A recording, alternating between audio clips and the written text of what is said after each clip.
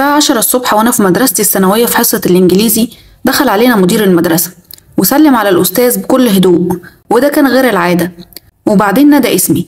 ما كنتش من الطلبة اللي دايما بتتردد على مكتب المدير للعقاب، كنت دايما هادي وفي حالي، وحتى ما كانش ليا أصحاب كتير عشان ألعب معاهم، ولا حتى كنت من الطلبة المتفوقين اللي ممكن يروحوا لمكتب المدير للمكافأة. المهم قمت من مكاني ببطء وخوف وقلت له أنا. قال لي تعالى يا حبيبي. كنت أول مرة أسمعه يقول لطالب كلمة كويسة، فرحت له ومسك إيدي ومشي بيا. كانت إيده باردة وفيها رعشة، وكان ماشي ووشه في الأرض، غير مهتم بالطلاب والأساتذة على غير عادته. كنت ملاحظ نظرات الطلاب والمدرسين كأنهم بيسألوني عملت إيه يا منيل. حتى أنا كمان كنت بسأل نفسي يا ترى ممكن أكون عملت إيه وناسي. وصلنا أخيرا لمكتب المدير، كان موجود 2 رجالة شكلهم غريب وهيئتهم كمان كانت غريبة. نادى عليا الراجل الأضخم بينهم وقال لي تعالى، فرحت. مسك ايدي وقعدني جنبه وقال لي ازيك يا وليد وهو بيطبطب على راسي، فابتسمت له وما اتكلمتش. وبعدين الراجل التاني قال للمدير طيب احنا هنمشي بقى، ومسكوا ايدي وخرجنا. ووضحهم المدير وضح حار جدا لدرجة ان الموضوع استفزني، كان احترام مبالغ فيه الصراحة. لما طلعت بره المدرسة لقيت في انتظاري عربية سودة كبيرة وفخمة جدا، قالوا لي اركب فيها، فركبت في الكرسي اللي ورا لوحدي.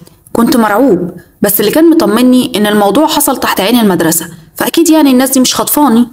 فضلنا ماشيين بالعربية يجي نص ساعة لغاية ما وقفنا قدام سور لقصر كبير وجميل وعليه حراس كتير لابسين بدل ونضارات سودة. نزلت من العربية وفضلنا ماشيين مسافة تصلح لإنشاء حي كامل من اللي أنا عايش فيه، لغاية ما وصلنا لباب القصر واستلمني واحد تاني وقال لي اتفضل يا وليد، ومشى بيا لأوضة الاستقبال. وأول ما فتح الباب لقيت أبويا قاعد وعلى وشه مظاهر الخوف والارتباك. ساعتها أخدت نفس وجريت عليه وقعدت جنبه. كان قاعد قدامنا راجل بيتكلم في التليفون، كان بيحاول يوطي صوته علشان ما نسمعش بيقول ايه. وشوية دخلت علينا واحدة ست شكلها مريح ووشها عليه ابتسامة جميلة، قدمت لنا العصير.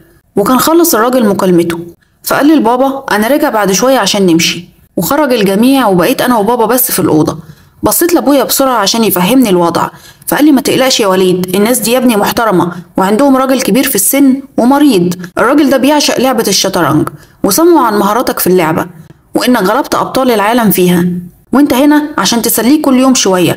هيبقوا يبعتولك العربية تجيبك من المدرسة للقصر كل يوم، وبعد ما تخلص معاه هيبقوا يرجعوك على البيت، ووعدوني إنهم هيعملوا لك كل اللي إنت عايزه.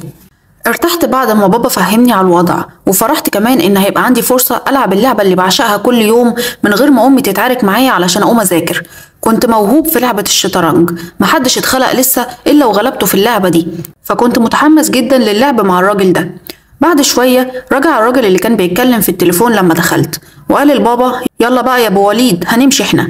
وبصلي وقال لي روح مع بلقيس يا وليد، وشاور على الست اللي ضيفتنا في الأول، وكمل وقال إن بلقيس هتفهمني على كل حاجة، أسمع لها كويس ونفذ كل اللي هتقولي عليه وخليني مطيع، وبكده هيجيب لي كل اللي أتمناه. مشيوا من هنا وأخدتني بلقيس على المطبخ من هنا، كان مطبخ فخم جدا وكبير يمكن أكبر من بيتنا كله.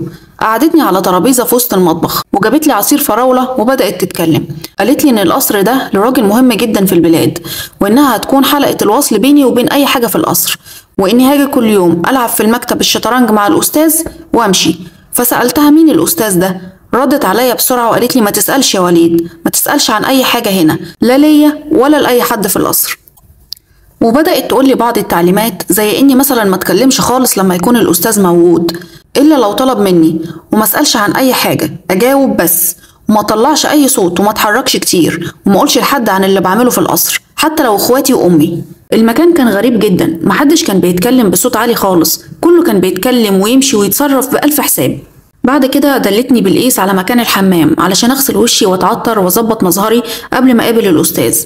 وبعدين دخلتني على أوضة كبيرة جدا وفيها مكتبة ضخمة، وفي نص الأوضة كان في ترابيزة عليها لعبة شطرنج، كانت أجمل قطعة شطرنج شفتها في حياتي، كانت معمولة من الذهب الخالص، والترابيزة كان عليها كرسيين، فقالت لي اقعد على واحد منهم.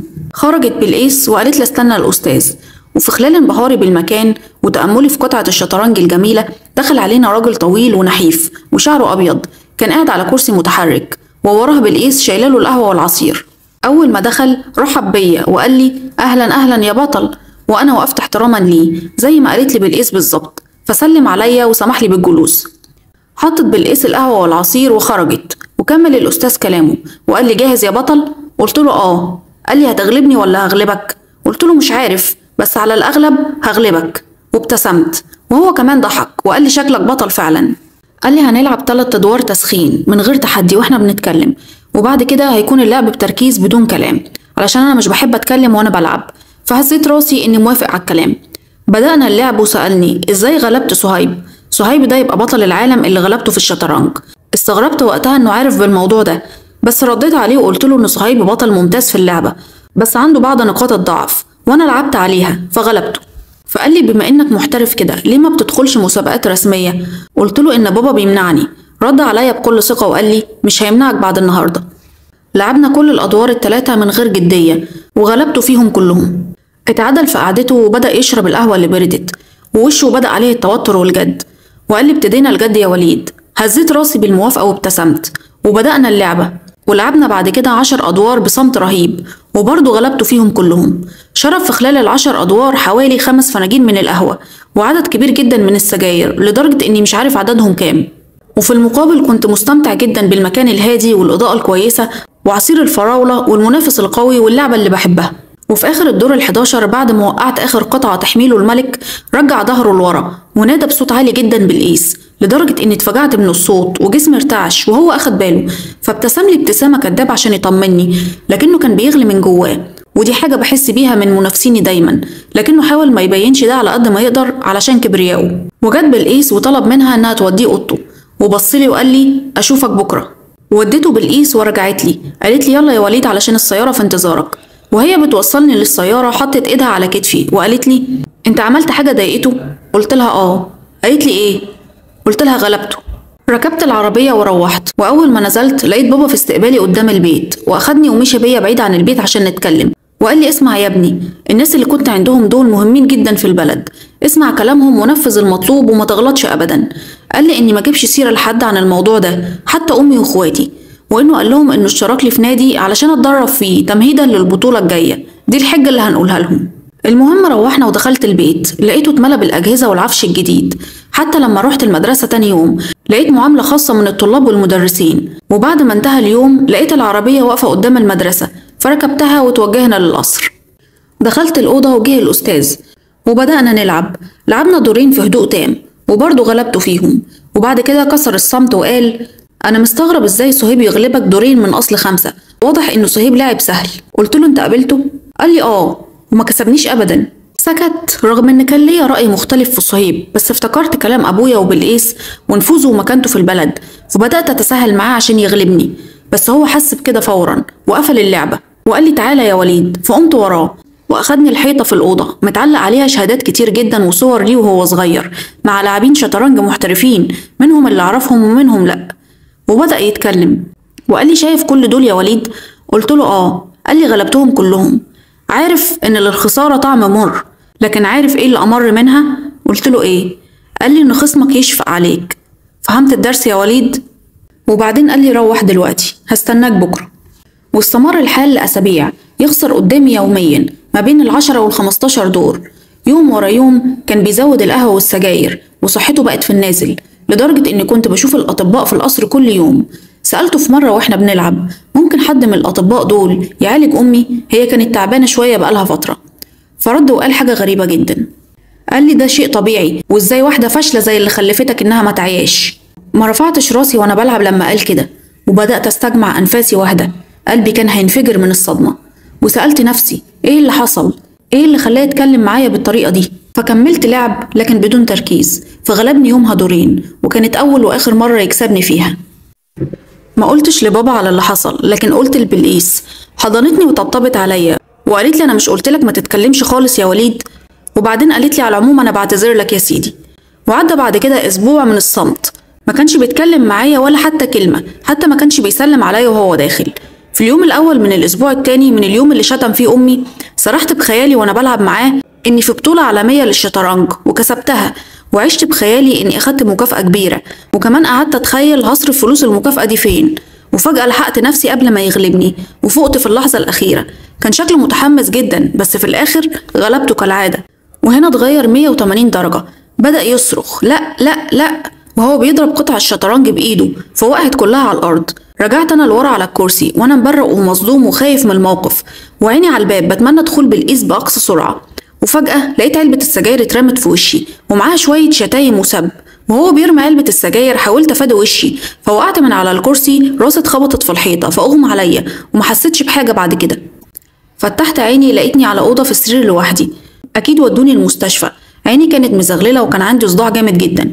بعد شويه دخلت امي وبالقيس، كان باين عليهم انهم عيطوا جامد خوفا عليا، وكمان بابا والراجل اللي استقبلنا اول واحد في القصر. عرفت بعد كده انه كان ابن الاستاذ، كانوا موجودين هما كمان. الخبطه اللي اتعرضت لها تسببت بجرح فوق حاجبي الشمال، لكن الصراحه الاطباء اهتموا بالامر جدا وكانوا في خدمتي طول اليومين اللي قعدتهم في المستشفى. فهمت بعد كده من اهلي انهم قالوا لهم اني وقعت بسبب دوخه لاني ما اكلتش كويس. واول ما روحت البيت اتفاجأت بمنظر بيتنا، عفش جديد وفخم ودهان جديد، واضح انه اعتذر بطريقته الخاصه. بعد الموضوع ده غبت من المدرسه شويه ايام، وفي يوم لقيت ماما بتصحيني وبتقولي اصحى يا وليد في ضيوف مستنيينك. فطلعت لقيت بالقيس وبابا قاعد معاها عليه ملامح الخوف والقلق، ولما وصلت سابنا لوحدنا. بالقيس سلمت واطمنت عليا وقالت لي انا مش عارفه اقول لك ايه، انا محرجه منك جدا يا وليد، بس انت لازم تيجي معايا عشان خاطري وعشان خاطر والدك. ففهمت ان الموضوع فيه شيء من التهديد، وفعلا لبست ومشيت معاها. ويومها اتعرفت اكتر على بالقيس لما قعدنا ندردش وهي بتحضر لي الفطار واحنا مستنيين الاستاذ لغايه ما يصحى. هي فعلا حد جميل ومليان بالحب. وبعد كده دخلت المكتب في انتظار الاستاذ، ودخل وسلم عليا وبدأ يرتب قطع الشطرنج كأن شيئا لم يكن، ما جابش سيرة الحادثة خالص اللي حصلت. وكالعادة بدأنا اللعب، وبذل هو أقصى جهده من التفكير، بس كالعادة من غير فايدة برضه. وفي اليوم التاني وأنا خارج رايح المدرسة لقيت العربية واقفة قدام بيتنا، فركبتها فورا واتجهت العربية للقصر.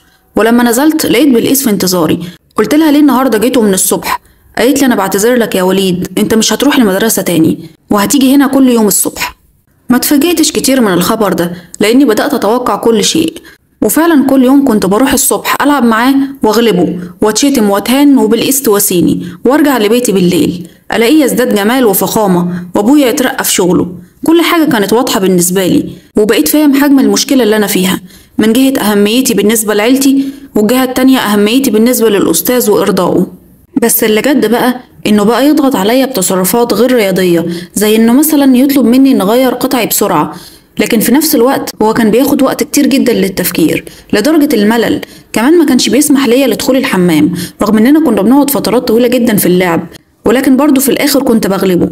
وفي يوم دخل علينا 2 ستات في الأربعينات تقريبا، وكان معاهم بنت في سني وشوية أطفال، فعرفت إنهم بناته وأحفاده من استقباله ليهم، وقال لهم ينتظروه لغاية ما يخلص الدور اللي معايا وهيطلع لهم. وفعلا كملنا لعب، ولما هزمته كالعادة بدأ يصرخ ورمى الطاولة في وشي، وأنا متسمر في مكاني مستني موجة الغضب تعدي زي كل يوم. وفي وقتها دخل علينا بناته وحاولوا يهدوه وسحبوه بره الأوضة. وبعد لحظات لقيت البنت اللي في سني متجهة ليا بسرعة وبدأت تشتمني وتضربني بالشنطة اللي كانت في إيديها. ما اديتش أي رد فعل غير إنه كنت حاطط إيدي على راسي عشان أحميها. فدخلت بالقيس جريت عليا ووقفت بيني وبين البنت وابتدت تزعق لها. في الوقت ده وبسبب الحوار اللي كان بينهم عرفت إن بالقيس تبقى خالة البنت وبنت الأستاذ. المهم طلعتها بره الأوضة وندت على السواق علشان يوصلني بيتي، وجت قالت لي إنها آسفة على اللي حصل ده وإن البنت هتتعاقب على اللي عملته، وطلعت مبلغ من المال واديتهولي كتعويض على اللي حصل. فأخدته منها ومفكرتش كتير في اللي حصل لأني اتعودت على الحاجات اللي زي كده. حتى أبويا كمان لما قلتله على اللي حصل ما سألنيش غير على الفلوس اللي اديتها لي بالقيس وقد إيه. قررت من زمان إني أتجاهل وأتعوض مقابل العربية اللي بقت توديني وتجيبني من أي مكان، والفلوس والنوادي والبطولات واللبس الفخم، حياة من بره في غاية السعادة، لكن محدش كان يعرف مقدار المعاناة اللي بعانيها جوه القصر. وفي يوم جه أمجد زارني. أمجد يبقى لاعب شطرنج محترف، كنت أول مرة أشوفه على الحقيقة. شاب طويل وعريض ووسيم، كان أكبر مني ب20 سنة تقريبا، لكن الحلو ما بيكملش، عنده إيد مبتورة سرقت منه نص وسامته للأسف. المهم رحبت بيه وهو فضل يتكلم عن إنجازاتي ومهاراتي في اللعبة لغاية ما بابا مشي من القعدة، ولقيته حط إيده السليم عليا وبيسألني أنت قابلت الأستاذ؟ سكتنا احنا الاتنين للحظات كنت بسأل فيها نفسي يا ترى ده فخ أو امتحان سري من الأستاذ، يا ترى أقول له الحقيقة ولا لأ. وفي الآخر هزيت راسي بآه، قلت له قابلته، ولفيت حواليا من الخوف رغم إني في بيتي. ملامح أمجد اتغيرت وقال لي اهرب يا وليد، اهرب من البلد، سافر على أي دولة تانية، شوف حياتك ومستقبلك يا ابني. عرفت يومها معنى الرعب لما قال لي كده، دخلت أوضتي وبدأت أفكر في تفاصيل حالي.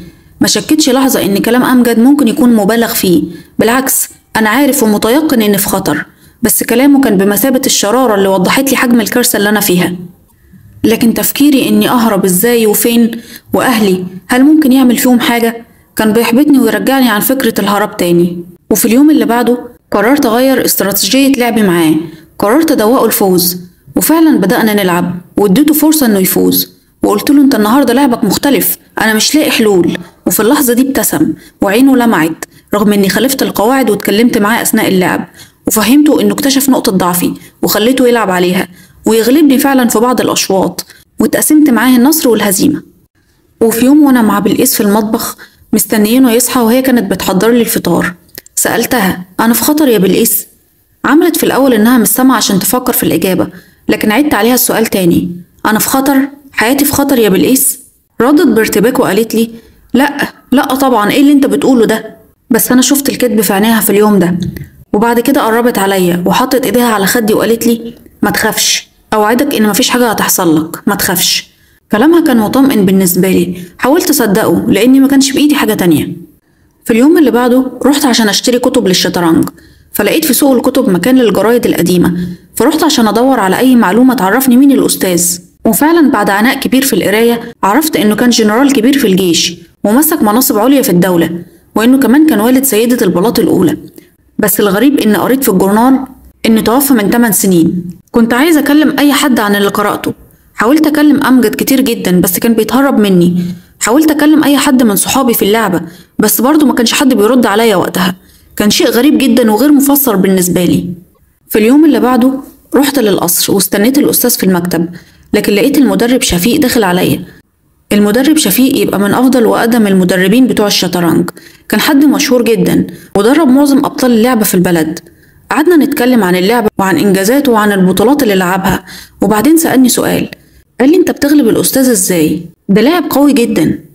اترددت في الأول إن أقول له على سري، لأن اللاعب ما ينفعش يقول أسرار قوته لحد، بس مدرب زي ده ما كانش ينفع أخبي عليه. فقلت له الأستاذ قوي جدا في الهجوم، واللي بيساعده على كده الأحصنة بالنسبة له زي رجليه بالظبط، فبحاول أقطعهم في أول اللعبة فبيفقد السيطرة وبيتلقى ضرباتي لغاية ما يستسلم. أعجب بذكائي وبهدوئي وتوقع ليا مستقبل باهر في اللعبة. ودي كانت آخر مرة أدخل فيها القصر، بعد ما تعرضت لهجوم من بلطجية بالليل وأنا خارج من النادي، ضربوني في رجلي كذا ضربة بسكاكين ملوثة، تسببت الحادثة في بتر رجلي. عرفتوا مين اللي عمل كده؟ انتهت القصة.